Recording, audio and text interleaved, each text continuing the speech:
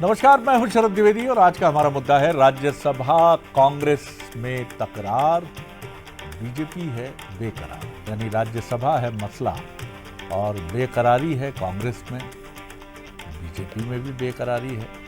क्योंकि जब कोई ऐसी सीट या कोई ऐसा मसला किसी भी पॉलिटिकल पार्टी के हाथ लग जाता है जहां उसे लगता है कि यहाँ चौका या छक्का लगाने की गुंजाइश है, तो सबसे पहले तो मीडिया सामने आ जाता है कि होने वाला है, कुछ खेल होगा, खेला होवे। और फिर पॉलिटिकल पार्टी कोई भी अपनी रणनीति का खुलासा तो करता नहीं, और वो रणनीति ही क्या जिसका खुलासा कर दिया जाए, तो भाई वो तो एग्जीक्यूट की जाएगी और जब ज़रूरत होगी, जैसी परिस्थितियां होंगी। और कई बार ये भी रहता है कि एक हाइप बना के रखी जाती है कि अब मीडिया कह ही रहा है कि खेला होवे तो होवे भैया, हो सकता है वो अपना किला संभाल के रखें। तो जिस तरह का संख्या बल है राज्यसभा के लिए, 4-5 सीटों का जो एक अंतर है कांग्रेस और बीजेपी में, तो बीजेपी के पास एक मौका तो है कि वो अपना खेल दिखा दे, और दिखा देगी तो फिर वही कहानी शुरू होगी, कहाँ था, कौन था, क्यों हुआ, घर का भेदी कौन है, ये सब तो खैर अभी कपोल कल्पना है। लेकिन है बड़ा इंटरेस्टिंग मसला, क्योंकि बीजेपी अगर करना चाहे, तो अगर कोई करना चाहे और साधन संपन्न हो, मन से संपन्न हो, अतीत भी शानदार हो कि आप अतीत में ऐसे कारनामे बड़े अच्छे ढंग से एग्जीक्यूट करते रहे हैं, तो सब कुछ आपके फेवर में है। फिर आज इसी पर डिबेट होगी, लेकिन सबसे पहले देखिए हमारी ये रिपोर्ट। 9 अप्रैल को एमपी के 3 राज्यसभा सांसदों का कार्यकाल पूरा हो रहा है और उसके तुरंत बाद तीनों पर चुनाव होने हैं। वर्तमान में 3 में से 2 पर बीजेपी काबिज है और 1 पर कांग्रेस। विधानसभा में विधायकों की संख्या के गणित के हिसाब से इस बार भी 2 पर बीजेपी और 1 पर कांग्रेस का सांसद चुना जा सकता है। एक सीट के लिए 58 विधायकों का समर्थन जरूरी है। इस हिसाब से बीजेपी की तो 2 सीटें तय हैं। वहीं कागजों में कांग्रेस के 65 विधायक हैं, लिहाजा तीसरी सीट पर उसका हक बनता है। लेकिन खबरें ये हैं कि बीजेपी तीसरी सीट के लिए भी उम्मीदवार उतार सकती है। दरअसल कांग्रेस के अंदर से आ रही खबरों ने बीजेपी का उत्साह बढ़ाया है। कांग्रेस के कार्यकर्ताओं नेताओं की जड़ें खोखली हैं और वो टूटने के लिए तैयार हैं। और वैसे भी कांग्रेस की नीतियों से अलोकप्रियता इतनी है कि कांग्रेस के कार्यकर्ता, कांग्रेस के विधायक खुद टूट रहे हैं। तो निश्चित ही तीसरी सीट भी कांग्रेस के लिए मध्य प्रदेश में चुनौतीपूर्ण होने वाली है। डॉक्टर मोहन यादव जी, माननीय हेमंत खंडेलवाल जी, प्रदेश अध्यक्ष और मुख्यमंत्री जी के नेतृत्व में तीसरी सीट के लिए भी कांग्रेस को संघर्ष करने पड़ेंगे। यूं तो कांग्रेस के 65 विधायक हैं, लेकिन बीना विधायक निर्मला सप्रे तो एक तरह से बीजेपी की हो चुकी हैं। वहीं विजयपुर विधायक मुकेश मल्होत्रा वोट के लिए अयोग्य करार हैं। ऐसे में कांग्रेस की संख्या 63 रह जाती है। अब यदि 4 विधायकों का और मन बदला तो कांग्रेस की ये सीट खतरे में पड़ सकती है। लिहाजा बीजेपी की उम्मीद बढ़ी है। कांग्रेस के अंदर से उठ रही आवाजें भी कुछ ऐसा ही कह रही हैं। इधर कांग्रेस में ब्राह्मण उम्मीदवार की मांग भी जोर पकड़ रही है। इस मुलाकात की मुख्य वजह यह है कि रीवा संभाग में, जो देश का सबसे ब्राह्मण बाहुल्य संभाग है, वहाँ पर कांग्रेस पार्टी की कमज़ोर होती हुई लीडरशिप, ब्राह्मण लीडरशिप को प्रमोट करने की बात हुई। राहुल गांधी जी कहते हैं जिसकी जितनी संख्या भारी उसकी उतनी भागीदारी। तो भागीदारी की दृष्टि से भी हम उस संभाग में मन में तो है, पर अब हम जैसे लोगों को बड़ा मुश्किल होता है ना, बहुत मुश्किल होती है हम लोगों को। जैसे हम लोग पहुंच जाएं राज्यसभा में, जिनका पूरे प्रदेश में नेटवर्क है कांग्रेस के जरिए, तो दूसरे नेताओं की दुकान बंद हो जाएगी ना। हालांकि कांग्रेस का दावा है कि पार्टी पूरी तरह एकजुट है और वो किसी भी कीमत पर बीजेपी का सपना पूरा नहीं होने देगी। बीजेपी की कोशिश ये है कि कैसे जो है धन से, बल से, दबाव से, और जो जगह हर जगह वो सत्ता पलट का काम करते हैं वो उसमें सफल होते हैं कि नहीं होते हैं। कई बार उनकी जो है ये चीज़ें उजागर भी हुई हैं, कई बार वो पकड़े भी गए हैं, कई बार उन्हें नीचा भी देखना पड़ा है। लेकिन जो चीज़ स्वभाव में होती वो है, तो वो कोशिश कर सकते हैं जनमत लूटने की। लेकिन कांग्रेस जो है एकजुट है और कांग्रेस का उम्मीदवार जीतेगा। कुल मिलाकर कहा जा सकता है कि राज्यसभा चुनावों को लेकर कांग्रेस में जहां तकरार है, तो वहीं बीजेपी तीसरी सीट पाने को बेकरार है। जाहिर है आने वाले कुछ दिनों में एमपी में सियासत के दिलचस्प समीकरण बन और बिगड़ सकते हैं। राज्यसभा की बारी है और बीजेपी कांग्रेस की तैयारी है, लेकिन बड़ी बात यह कि कौन किस पर भारी है, क्योंकि राज्यसभा की एक तीसरी सीट ऐसी है जिस पर नजर भारतीय जनता पार्टी की भी है। अब 58 के गणित में कौन होगा पास और कौन होगा फेल, लेकिन मानकर चलिए कि राज्यसभा का चुनाव भी दिलचस्प होने वाला है। आशीष खरे के साथ मनोज सैनी, बंसरी, भोपाल। तो आपने देखा तमाम बातें हैं, लेकिन बीजेपी बहुत सयानी पार्टी है। ये तय मानिएगा कि अगर उसके पास एक मजबूत गेम प्लान है, कैंडिडेट है, तभी वो तीसरी सीट के लिए जाएगी। नहीं तो ये समझ लीजिएगा कि जो लुत्फ़ उठाया जा रहा है उसी लुत्फ़ तक ही बीजेपी अपने को सीमित रखेगी, क्योंकि बीजेपी एक बहुत चतुर और कैलकुलेशन से आगे बढ़ने वाली पार्टी है।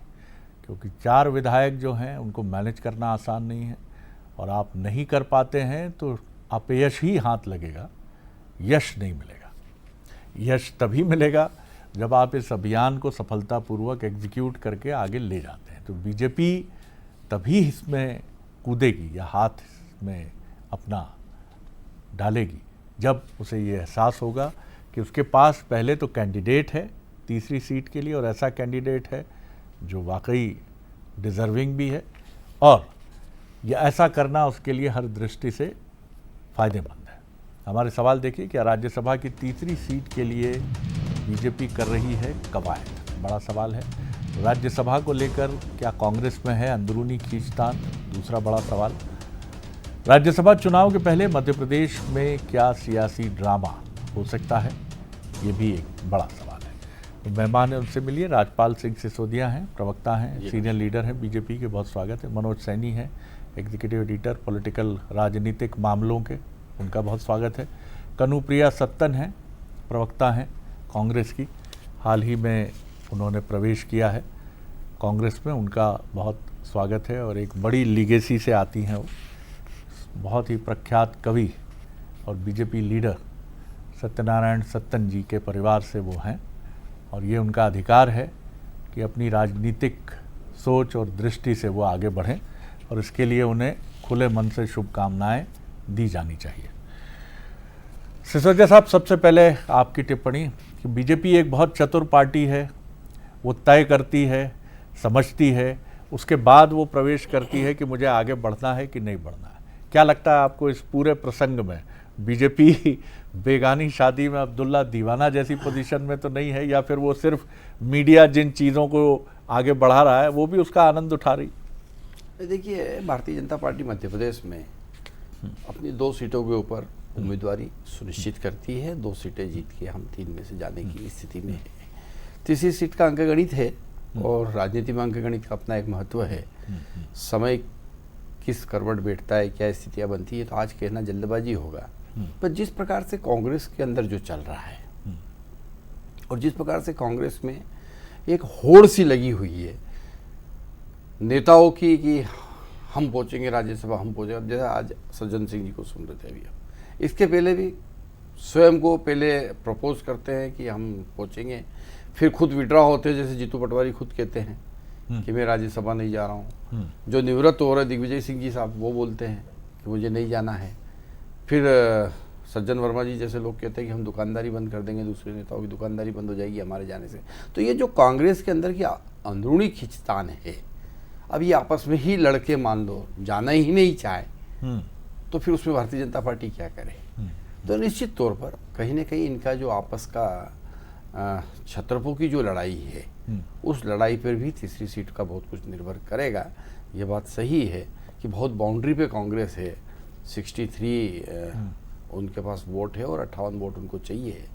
3-4 वोट अगर वो आपस में लड़ते और कहीं का एक ग्रुप अलग होता है तो बहुत बड़ी बात नहीं कि मध्य प्रदेश में कांग्रेस की स्थिति। लोकसभा चुनाव में हमने देखा, आपने भी देखा, चलते चुनाव में उम्मीदवार चले गए, चलते चुनाव में जो है कांग्रेस के नेता कांग्रेस को छोड़ छोड़ के जा रहे थे, और नतीजा ये हुआ कि लोकसभा चुनाव में कांग्रेस का खाता नहीं खुला, मध्य प्रदेश से शून्य हुआ। तो कोई बड़ी बात नहीं, राजनीति में सब संभव है, परंतु भारतीय जनता पार्टी अपनी पंचनिष्ठा पर कायम है। हम मूल्यों पर आधारित राजनीति करते हैं, हम इस प्रकार के किसी विषय में आस्था नहीं रखते हैं। हम हमारा जो है हम उसके दम पर आगे बढ़ना चाहते हैं। कनुप्रिया जी, आपने सुनी बात बीजेपी की, राज्यपाल जी ने अपनी बातें रखी, लेकिन वो ये कहने से नहीं चूके हैं कि आप बाउंड्री लाइन पर हैं और 3-4 विधायकों का मत अगर इधर उधर होता है, मत और मन होगा तो मत भी इधर उधर हो जाएगा, तो मामला फिर किधर भी जा सकता है। लेकिन हमारी कोई अभिरुचि नहीं है, कांग्रेस अपना घर संभाल ले, बिटवीन द लाइन तो यही बात है। बताइए जी। राज्यपाल जी ने बिल्कुल सही कहा है कि हम बाउंड्री लाइन पर ही हैं, क्योंकि संख्या बल के आधार पर हमारा एक ही सीट पर हक है। और ये इसलिए ऐसा कह सकते हैं क्योंकि इनको तो एक्सपीरियंस भी है, मतलब भारतीय जनता पार्टी के पास एक अच्छा खासा एक्सपीरियंस है। 3-4 विधायकों को तोड़ना कौन सी बड़ी बात है। जो पार्टी 20 को तोड़ सकती है वो 4 को भी तोड़ ही सकती है। लेकिन लोकतंत्र के अपमान और हॉर्स ट्रेडिंग के शौक के बीच में हम ये कोशिश करेंगे कि क्रॉस वोटिंग ना हो। ये उनका निर्णय है कि वो एक मतलब अपना कोई प्रत्याशी उतारते हैं, नहीं उतारते हैं, या वो क्या सपने देख रहे हैं इसे लेकर। लेकिन कांग्रेस पूरी तरह से एकजुट है। जो भी आदेश एआईसीसी की तरफ से आएगा, थोड़ा सा ऑडियो आपका कम मिल रहा है, तो मैं टीम से भी आग्रह करूंगा कि ऑडियो थोड़ा बैलेंस करें। और जी हाँ, बोलिए कनुप्रिया जी। हमारे जो विधायक हैं, एआईसीसी का जो भी आदेश होगा, जिस भी नाम पर वहां से मुहर लगकर आएगी, सारे के सारे विधायक उन्हीं के लिए वोट करेंगे। हम एकजुट हैं। लेकिन हाँ, बीजेपी जिस ढंग से अपना स्तर गिरा चुकी है, हमने पास्ट में भी देखा, इतिहास की अगर हम बात करें, और जिस ढंग से सरकार गिराने में ये लोग माहिर हैं और बनाने में भी माहिर हैं, तो दूसरे की तोड़कर अपनी बनाने में, तो हम इस बार थोड़े सतर्क रहने वाले हैं, ताकि मैं अगर आपके शब्दों में कहूँ तो कहीं एमपी में ये खेला ना कर जाए, इस बात का हम ख्याल रखेंगे।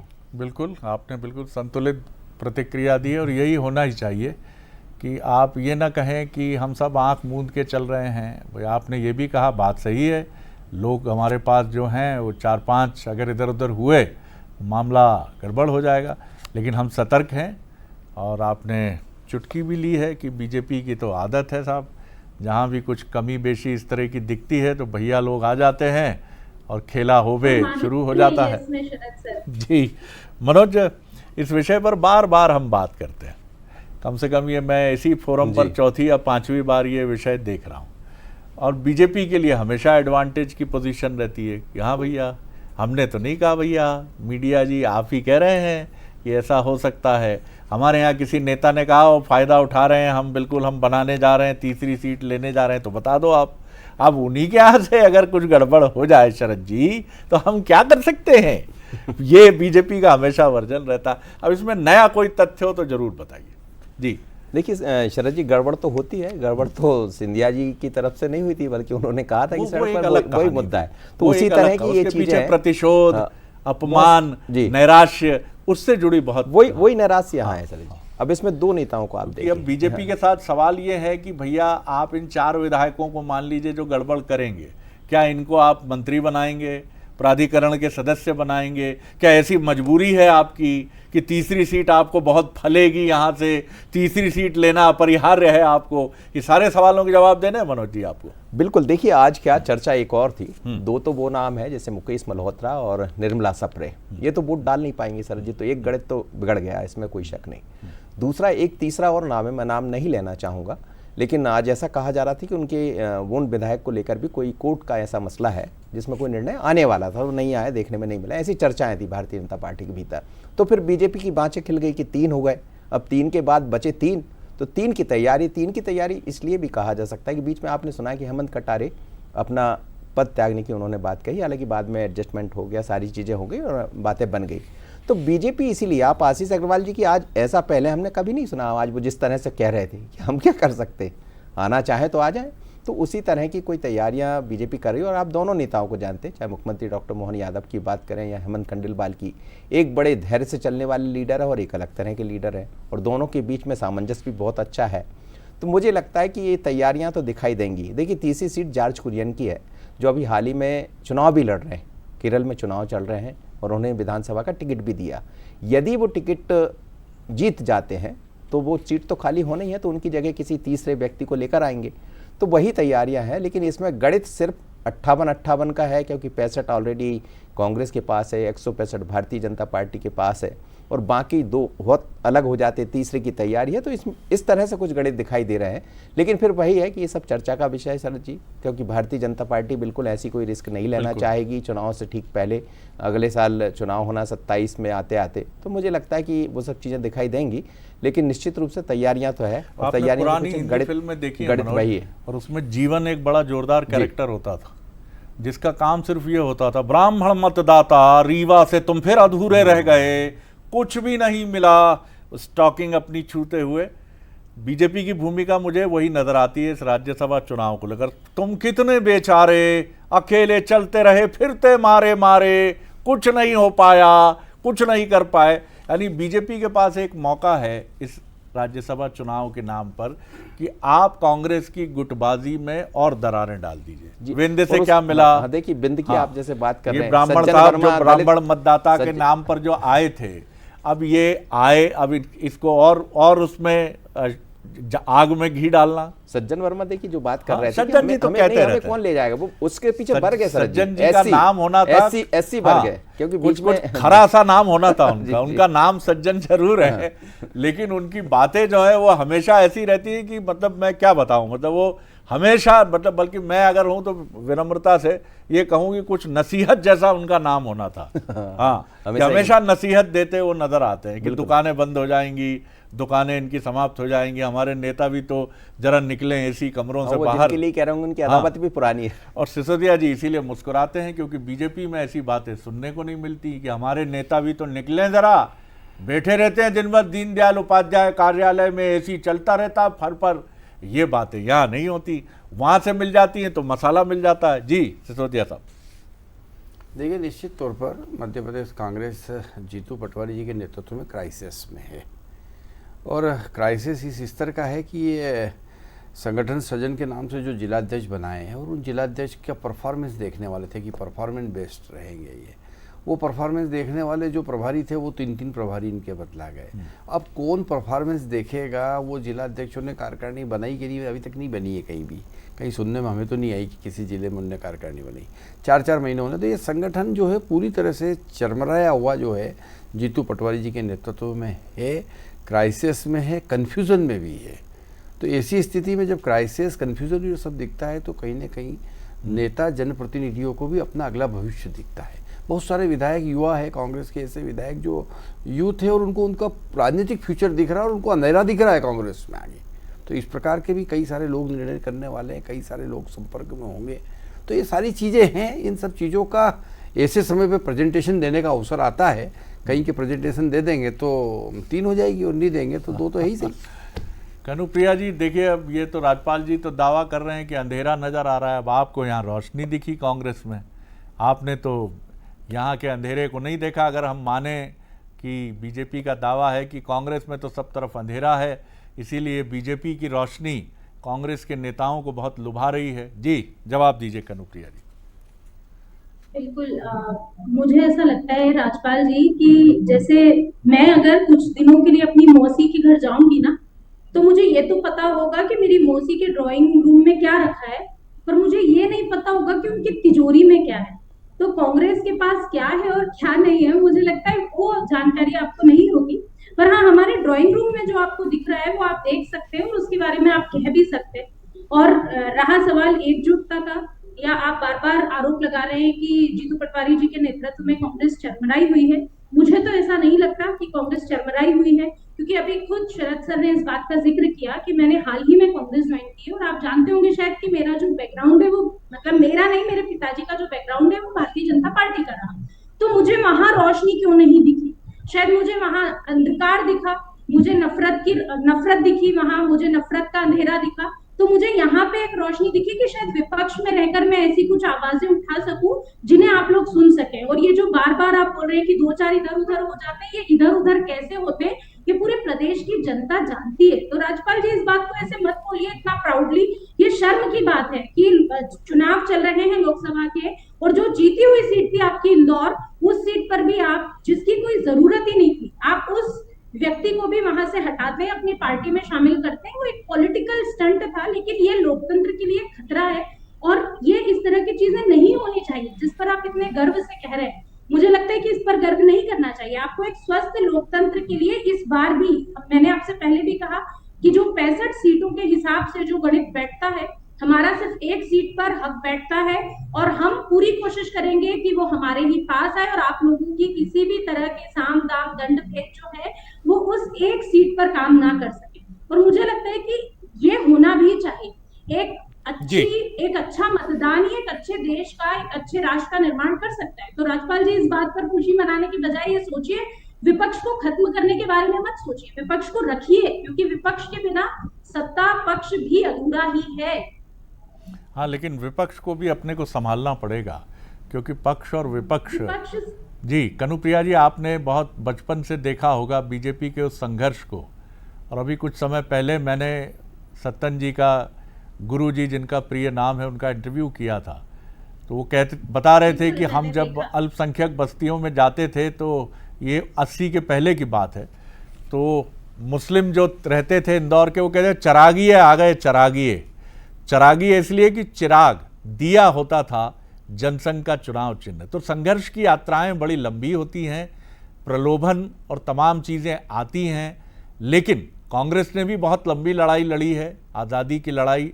उसके बाद निश्चित तौर पर मैं कहूँगा 2003 के बाद की लड़ाई मध्य प्रदेश में कांग्रेस की बहुत गहरी है, लेकिन इस लड़ाई में जो अपनी नैतिकता, अपने मूल्य, अपनी प्रतिबद्धता को इंटैक्ट रखता है, वो आगे निकलता है। मनोज, हम फिर उस थ्योरी की तरफ आते हैं कि आखिर बीजेपी को क्या मिल जाएगा। बीजेपी ये सीट अगर ले लेगी तो ऐसा नहीं है कि कोई बहुत बड़ा कारनामा हो जाएगा, सिर्फ इसके कि मध्य प्रदेश में कांग्रेस कोई चुनौती दे रही है बीजेपी को, ये भी एक बड़ा सवाल है। अगर आप 2024 का लोकसभा इलेक्शन देखें, 30 की 30 कमल जो हैं वो बीजेपी के पास खिले हैं, और उसके पहले चलें 2023 तो थंपिंग मेजॉरिटी से बीजेपी ने सरकार, यानी एक ऐसा राज्य जो मुझे लगता है अमित शाह जी और नितिन नवीन जी और मोदी जी की प्रायोरिटी में ये है कि बहुत मजबूत है।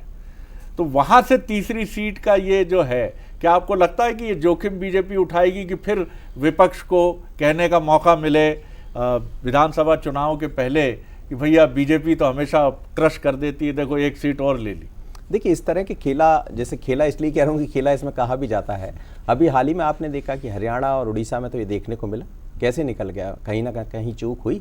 तो मुझे लगता है कि उससे एक और हवा मिल गई होगी भारतीय जनता पार्टी को कि हाँ, जब हम वहाँ ऐसा कर सकते हैं तो यहाँ तो और संभावना प्रबल होती दिखाई दे रही, क्योंकि पहले यहाँ बड़ा हो चुका है, काफ़ी सारे लोग जा चुके हैं छोड़कर। तो मुझे लगता है इसलिए, और स्वाभाविक रूप से शरद जी, जब भी कोई नेतृत्वकर्ता होता है भारतीय जनता पार्टी का हो या कांग्रेस का, यदि बीजेपी की झोली में एक राज्यसभा सीट जो उसकी नहीं है, यदि वो चली जाती है तो अंक तो बढ़ेंगे ही, चाहे वो मोहन जी के हों या अध्यक्ष हेमंत खंडेलवाल जी के हों। तो मुझे लगता है एक वो तो रहेगा, लेकिन उसमें गणित बहुत सारे मुझे दिखाई दे रहे हैं। और हरियाणा और उड़ीसा के बाद कुछ स्थितियां जरूर ऐसी बनी है जिसको लेकर ये कहा जा सकता होगा क्या, फिर मैं वही कहूँगा कि इंतज़ार हमें करना चाहिए।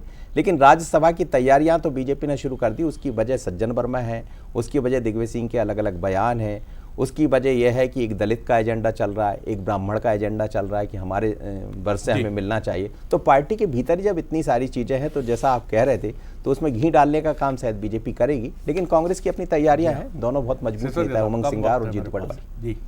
मैं निश्चित तौर पर मैं अपनी बात को फिर आगे बढ़ा रहा हूँ उसी बात को कि भारतीय जनता पार्टी तो अपने मत के आधार पे अपना अधिकार चुनाव में जीतना चाहती है, परंतु अगर कांग्रेस लड़ती है, लड़के वो लोग आपस में लड़के खुद को वोट नहीं करते, उनकी पार्टी को वो वोट नहीं करते, और ऐसी स्थिति में अगर तीसरा कैंडिडेट भी हमारा जीत के जाता है, तो मैं तो यही कहूँगा कि हमारा जो कार्यालय है उस कार्यालय में गेट नहीं है, 24 घंटे खुला है, अब कोई आना चाहे तो उसका स्वागत है। हाँ, लेकिन ये हमेशा याद रखने वाली बात है कि बार्गेनिंग का हमेशा महत्व रहता है। जो लोग वोट देंगे वो इसलिए नहीं देंगे कि भाई या कौन हो नहीं है, हम आओ तो हमारी पार्टी में भी कछु नहीं बचो, हम तो जा रहा है, चाहे वो हमें सम्मान दे या हमारा अपमान करें, ऐसे तो नहीं जाएंगे साहब ये चार। बिल्कुल, उनकी बराबर इज्जत से बात होगी, बैठेंगे, सम्मान होगा, वायदे किए जाएंगे, क्या मिलेगा आपको, तब जाके अगर माफ़ कीजिएगा ये चीज़ आगे बढ़ेगी, क्योंकि ये चीज़ तभी आगे बढ़ती है। बहुत कम वक्त है कनु जी, सिर्फ 15 सेकंड में अपनी बात रखिए जी। देखिए शरद जी, हम बिल्कुल तैयार हैं और ये बिल्कुल तय है कि हमारा एक उम्मीदवार राज्यसभा जाएगा ही जाएगा। हम पूरी कोशिश करेंगे कि बीजेपी कोई हॉर्स ट्रेडिंग ना कर सके, कोई क्रॉस वोटिंग एमपी में ना करवा सके। इसके लिए हम बिल्कुल तैयार हैं और हमारे सारे विधायक एकजुट हैं। सीट किसी को भी मिलेगी, जो निर्णय है ये हमसे काफी ऊपर का निर्णय है कि ये सीट ब्राह्मण की होगी, ओबीसी की होगी या किसकी भी होगी।